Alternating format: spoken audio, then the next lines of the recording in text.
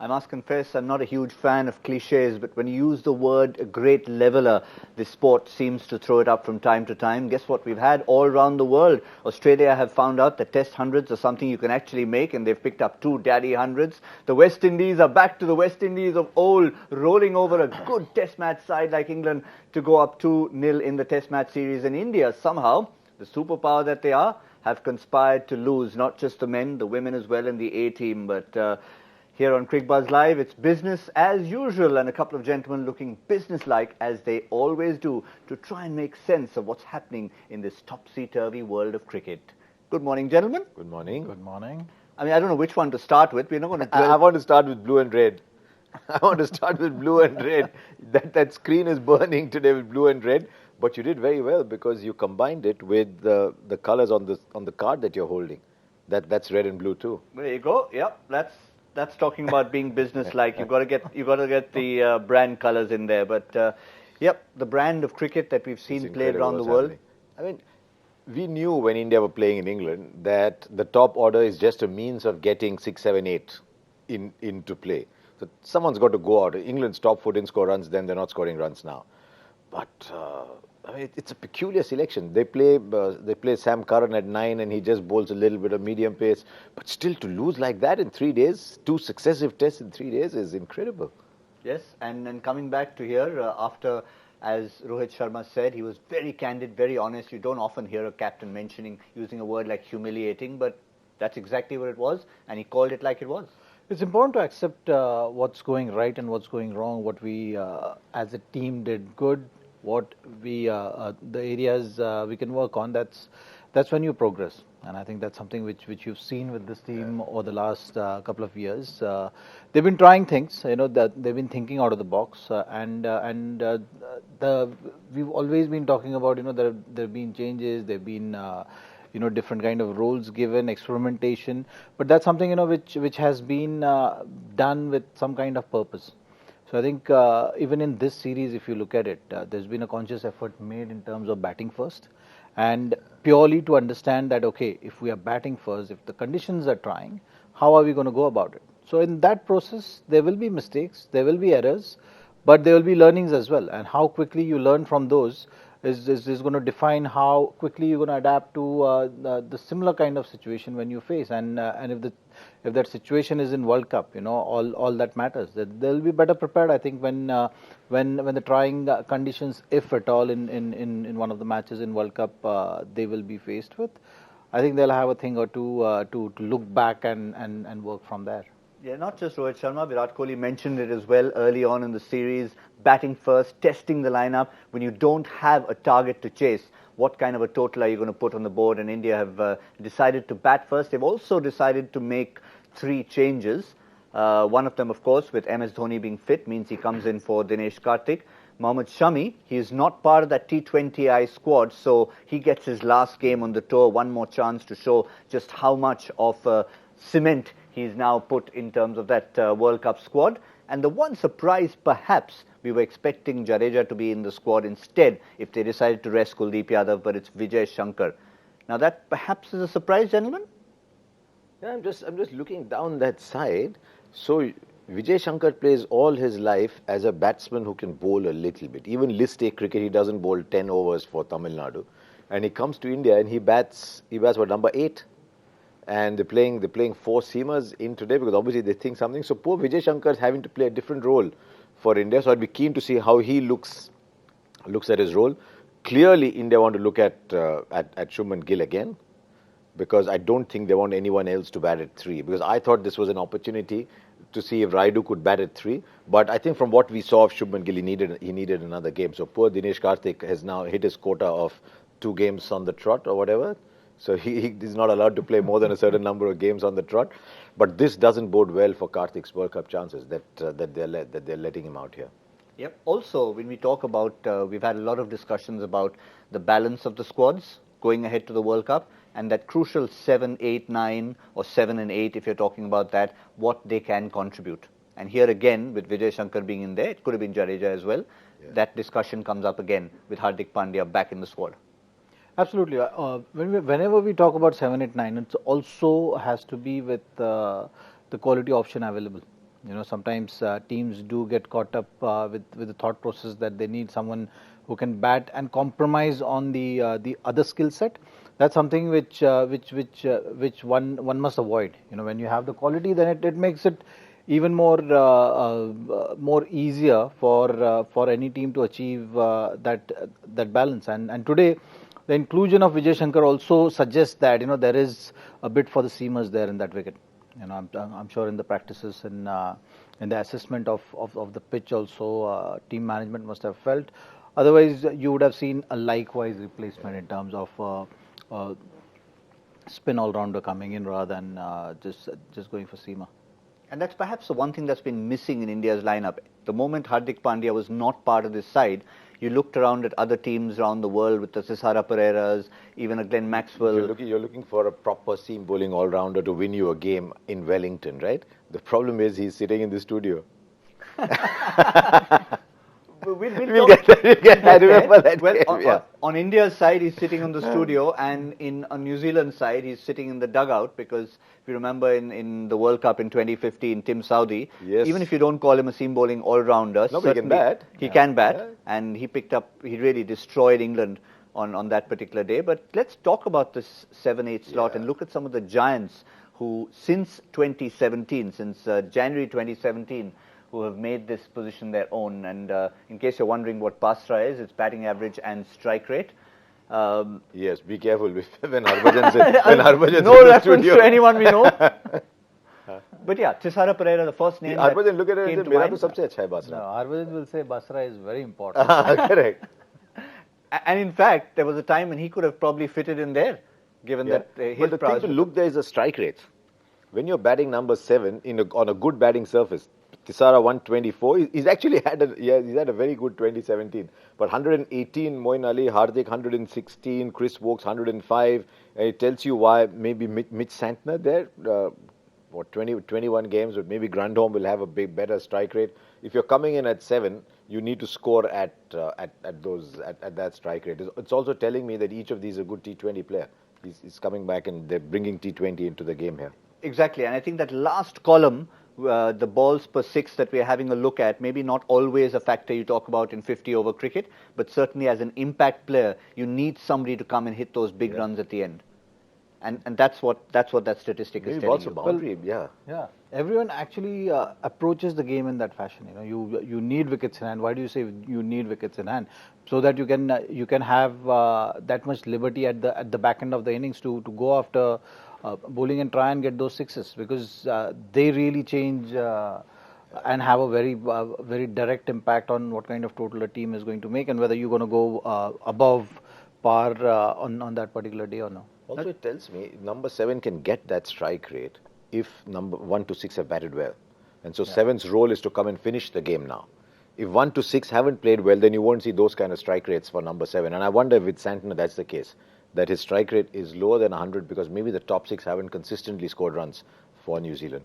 Yes, certainly the kind of starts that we've taken. But remember, it's not just about that role or how they perform it.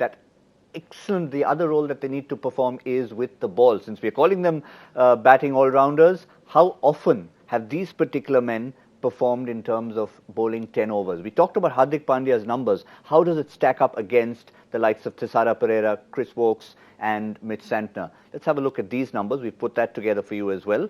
And this is the same utility men since January 2017, 7+ overs bowled out of 10, which I think is a good indicator of how often they bowl and how much. So I think that tells the story as well. Also, this list, if you have a look closely, there are a lot of bowlers who've been forced to bowl. They've not a natural bowlers, like in Hardik's case as well. You've seen in Moin Ali's case, he's not started off as off spinner. They've started as pure batsmen, but because that importance of that role, people and many teams are always for that lookout of finding those players who they can push to become those kind of impact players in that situation. So I think more and more you'll see even Thisara Pereira for that matter. He was purely a bowler, but have been like forced to kind of take up that role of being a finisher. He's someone who will just go out there and look to tonk and not really look to build an innings. but he's been forced to focus on his batting more because his natural discipline has been bowling. What it also tells me is each of those sides has someone in the top 6 who's bowling. Because if you're batting at number 7 or 8, or mostly 7, and you're not bowling your 10 overs consistently, it means each of those sides has someone in 1 to 6 who should be able to give you overs. Santner and Vokes in that list are, I think, bowlers first, who then start to bat. Yeah. The others, I'm not as convinced. I think Hardik's bowling is coming along in a big way. But the others are now, I think Thisara started as a bowling all-rounder. Now, in a team of 10, he just comes in, he's the 11th player in the team who comes and plays as the floater. But interesting you should mention that. I remember chatting with Thisara Pereira about a year ago in Bangladesh, and he's a very reluctant interviewee. When he did actually concede to give an interview, he talked about how he's tried to reinvent himself as a bowler, because he comes in, bowls his conventional stuff early on. When he bowls in the last 10 overs, he said he's actually worked a lot with Lasith Malinga to try and bowl a little more, bring his arm slightly from here so he can get those Yorkers in the last 10, and he's improved. If you look at Thisara Pereira, I think he's been very lucky. He's been very lucky to get those kind of opportunities, and I'm very pleasantly surprised to see him in this list with good numbers. You know, I was not expecting these kind of numbers from Pereira, because he's not been having that kind of impact in relation with what kind of ability he has. You know, all the Sri Lankan cricket also has stuck with him because they see potential, they see ability. And so does everyone who follows the game. But in terms of consistency, he has not been up there. You know, so it's great to see that he's finally building up to those numbers which will back his ability. He tried to reinvent it as a death bowler, right? He started bowling a lot of these slower balls and whatever. He tried to reinvent as a death bowler. If he can get that, I mean, Sri Lanka's in all kinds of trouble, so. If he can do that with Sri Lanka, it'll be great for them. And it was a marked difference. I mean, we had a split screen up there, and you could see just from the arm coming from here versus the arm coming from here, he was doing it consciously, and it was working. How long before someone starts bowling underarm? Well, Kedar Jadhav is trying very hard to do that. Yeah. Right arm, underarm. Sorry, not allowed. Well, it started very long back. I know. Actually, the coaching of that. Yeah, well, let's talk about the other side. That's, of course, New Zealand, an enforced change with Martin Guptill, who's not in the greatest of form anyway, and is back sort of sending a message to him saying that, well, you need to take a bit of a break. But they've had to go back to the person they actually dropped. You don't see this happening too often. Colin Munro was sent off to try and, in a sense, reinvent himself in domestic cricket. 24 hours earlier, before this game, he's gone and made a 50 for Auckland, and he's come back, and perhaps that little Maybe that's not such a bad thing, actually. Maybe that's not such a bad thing. But when was the last time you saw a New Zealand team playing at home with 2 spinners and the visiting team from the subcontinent playing with 1? But Santner and Todd Astle, we saw a little bit towards the end. I think they're looking to see Astle versus Ish Sodhi a little bit. But even though India had a bad day at work, New Zealand is still the side that is still searching for what its best 11 is going to be. Whereas India, I think, is more sadly, India is looking for just a couple of places. But it'll be a challenge, at least. We're not expecting another 92 all-out, so poor Torres didn't get to show his wares. But here, full 50 overs, expect to see a full quota of overs from Todd Astle. It'll be a challenge for India to see if they can counter him. Well, that's the whole purpose of batting first. Like, you know, Rohit Sharma was very clear in terms of expressing those views, that it's about going out there and seeing batting first how it's going to be like. You know, they knew that the wicket was challenging in the last match. They should have got to 180, 200. That's what he was mentioning at the toss interview, and that is something which they will be trying. Like, you know, now it will be about changing gears. It will be about assessing the situation. If it's going to be trying conditions, then how can we find a way of getting to that 200 plus total to give your bowlers that kind of support, put pressure, because you've seen with New Zealand as well. You know, those early 2 wickets has happened. Then once you have that, you don't have enough runs to put that pressure on the middle order, and then all the flurry of shots come when there is no pressure. So what happens when teams have been put under pressure?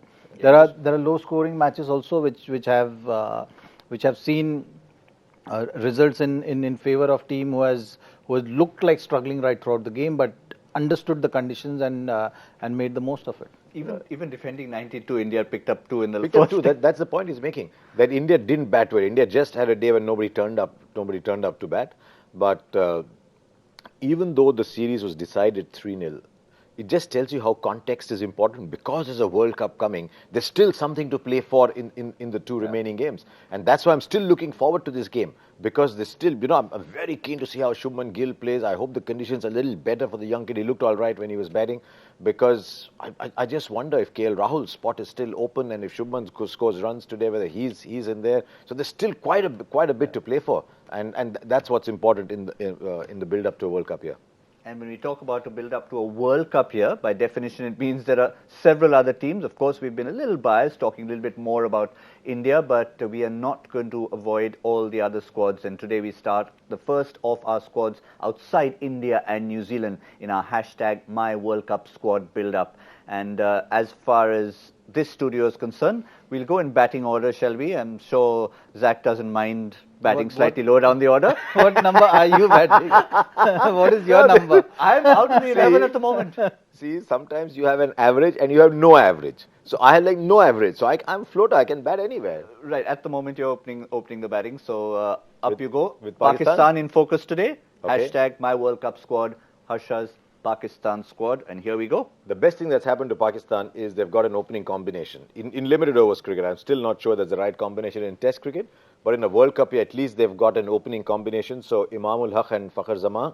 Then Babar Azam, Mohammad Hafiz, Shoaib Malik. That's their top 5. The problem with one of those top 5 is very few of them scored a strike rate of 100. So that's why they're not getting the starts. But that's a very good top 5. Then Sarfaraz, Imad Wasim, Shadab Khan at 6, 7, 8, which is largely the team they've been playing in recent times. Mohammad Amir can still bat, so can Hassan Ali if he makes the side.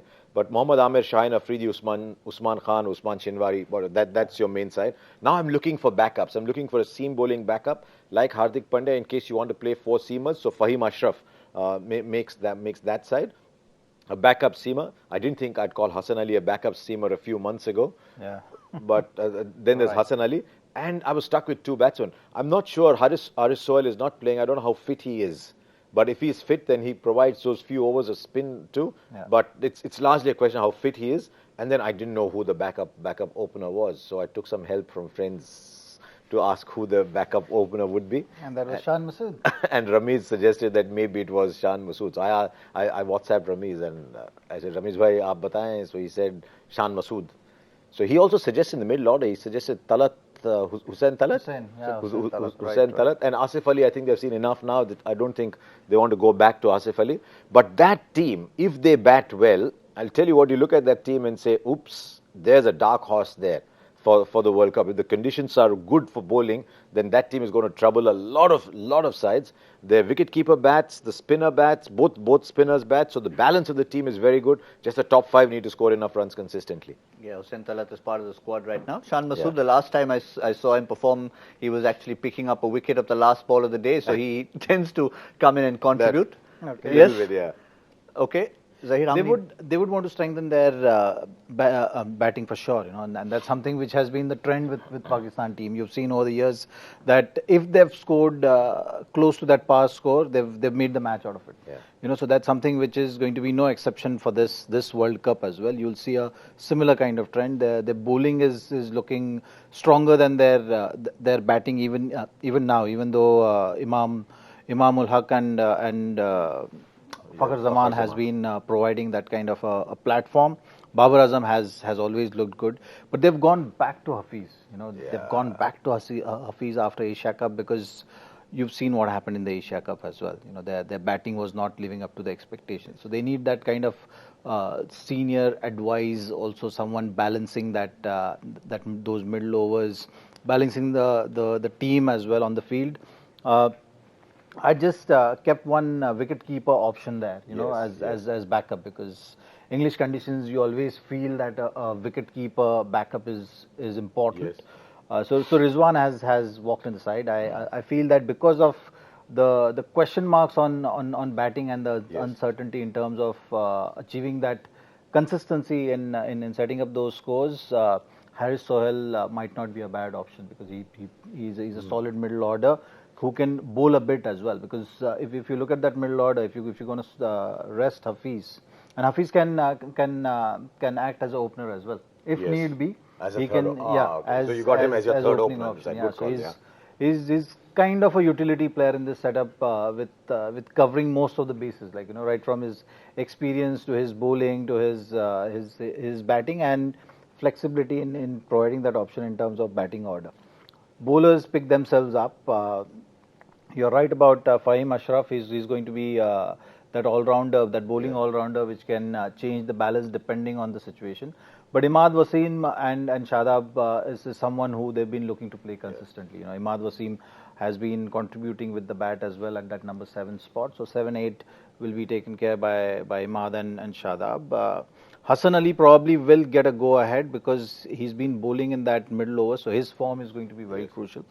And he's been contributing with the bat as well. So you have utility batsmen also at the lower order. Shaheen Afridi has been very impressive. So that's makes a something very valid point that they had to go back to Mohammad Hafiz. If there was a young number 4 who was saying, you know what, I'm the next middle order player, then they wouldn't have needed to go back to Hafiz. Even Shoaib Malik, 2015 World Cup, he was in the studio. He wasn't playing the 2015 World Cup, right? I think he was in the studio. I remember doing a game, a Pakistan-Ireland game with Shoaib Malik. So they've had to go back to Shoaib Malik, and they had to go back to Mohammad Hafiz. It tells me there's not enough quality middle order batsmen coming through from there. Yes, but it's not just us here. All of you keep sending your squads in. We've had so many of your squads coming in for both India and New Zealand. Do the same for Pakistan. Hashtag my World Cup squad and get them in, and we'll of course start comparing them as we get closer and closer to that big World Cup. But coming back to where we are at the Westpac Stadium in Wellington, the Cake Tin as they call it, Harsha, you and I might have had off-the-field memories of Wellington just before we built up to the World Cup, but this gentleman... We were in the build-up to the World Cup then too, weren't we? We were. Yeah, the build-up to the World Cup, 2003. Yeah, it was, yeah. Yeah. So once again, we're building up to that, but good memories for yourself for that particular game. The first time India had played at that stadium, test match was not a great memory, but let's remind you of this particular game. New Zealand on that occasion batted first, and they just didn't bat their 50 overs. Why? 8 overs, 3 for 30. There are some days when you just start the game and you know everything is just going to fall into place. And that game was one of them. I remember taking that first wicket in the first over itself with the ball big in swinger coming in. I'm not sure Sinclair looking to leave. Yeah, this was the wicket I'm talking about. Sinclair looking to leave and got bowled. And when you have a first wicket like that with your just when you are setting the strides, you know that is going to be a good day. And of course, the contribution with the bat as well. That was special. I had UV to give me company. He was batting beautifully, and I remember when I was playing Vittori, because I always used to struggle to play spin as well, leg spin, left arm spin ball coming back in.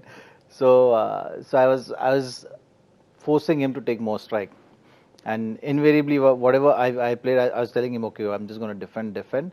But when he actually bowled, I looked to slog. I know. I looked at 34 or 42 balls. If you look at the, I always like to look at follow wickets. I think follow wickets tell you a story in a scorecard. And India are 16 for 7. Yeah, when you came into bat, 116 for 7 after Anil, chasing 169. It was an interesting game. New Zealand were 3 for 3. Brendan McCullum batted at 7 and made 30 of 70 balls. So it was a completely different kind of game. But and at number 9. And you have witnessed a very interesting way of getting out as well when Kumble got out. Was it that game? That's the same game. I'll tell you what, it was the funniest run out you will ever see in your life. No. Andre Adams, sorry. Kumble also got run. And Andre Adams bowled a bouncer. The slower ball, slower ball, correct. Bouncer. And then actually Kumble tried to leave, and then he realized that the ball is there, he got out, hit wicket. There was mayhem in the middle of there. Yeah. No, he bowled a short ball. I think Anil ducked. Yeah. And then he realized that the ball had landed on Adams' feet, so it was still coming slowly. Then he decided, now I have to play the ball. And, but I think he was given out hit wicket. Yeah, hit wicket. Because the ball had pitched twice before it hit the stump, and that was something which he was complaining about. But in the process of ducking and then realizing where the ball was, I think he had knocked the stumps. But just to finish off on that, very different conditions in terms of the fact that on the tour, India hadn't won anything till that point in time, so it was an important win. Very different today, although we're coming off a loss. So in that sense, the mindset will be, we're at the Cake Tin, we need to go and make an impression? Well, the mindset has been more focused on the processes. If you've seen the last 2-3 years, one constant which has been there has been creating a process and focusing on what the team wanted to do. Even today, it's no different. We've seen with the lead up. Once you've closed the series, yes, 5-0 would have been great, but there've been a conscious effort of trying new things, which the importance has given to the World Cup. So I think it's going to be a great challenge. Actually, I'm looking forward to it. By the way, it's gone so far. Understanding, I think it's going to be a wicket which will offer something for the seamers, and it'll be interesting to see how Shubman Gill also goes about his business, because he had looked impressive, even though he has he doesn't have the score to back it. But I think he looked comfortable, whatever he has spent time at the highest level. So that's something which I'm looking forward to see today. All right, we've seen early evidence. No. Are you shaking your head for the prediction? No. I'm saying no already. You're saying no already? Because these predictions, we are not in great form. Fair enough. It's just a punt. So let's predict at Cricbuzz Combox. I'm going to go out on a limb good. here, because it's obvious we've seen early evidence of swing. So I'm going to go with a 242. Par score is 230 on that, 242. 242. 267. All right. I think 285. All right. Just on the higher side. Just see the learnings being put to good effect. He's just added. I think I still feel that if that first phase is gone, Correct. things are going to be easy, and that's something which this batting lineup, if they see that first phase of Rohit Sharma is looking very determined, he would want to take more responsibility as leader out there, and if he's in, then even 285 is possible. Actually, India will start conservatively given what happened. Yeah, well, like 2002, he looked at my score and then added his own contribution, like he did in 2002. He had exactly 34. Yeah, pretty much. So that's what we have for you here. We have just one factor left on Cricbuzz Live, and that is our question for the day that comes from our quiz guru, Joy Bhattacharya. Joy Factor. And this is what we have. It's always relevant, always connected to the match.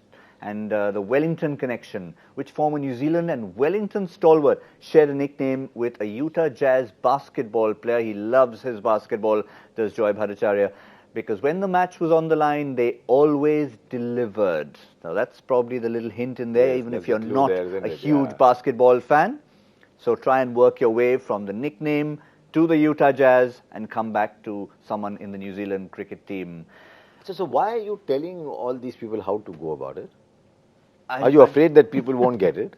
Well, we've tried to tell Joy to try and make things a little bit tougher as it's gone on. Conditions have got a little bit tougher as far as the ball is concerned.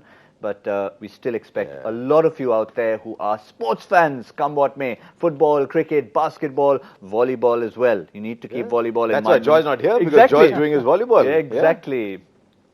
We will be back in the 15th over. That's when we'll try and get a little more accurate in terms of our predictions. Zaheer Khan will try and change his prediction then if required. No, he doesn't like to change. He likes to stick consistently with his 280 plus. But all the onus on India with the final ODI in the Southern Hemisphere before we build up to the World Cup that's going to be in the Northern Hemisphere. We'll see you in this hemisphere in the 15th over. Cricbuzz Combox.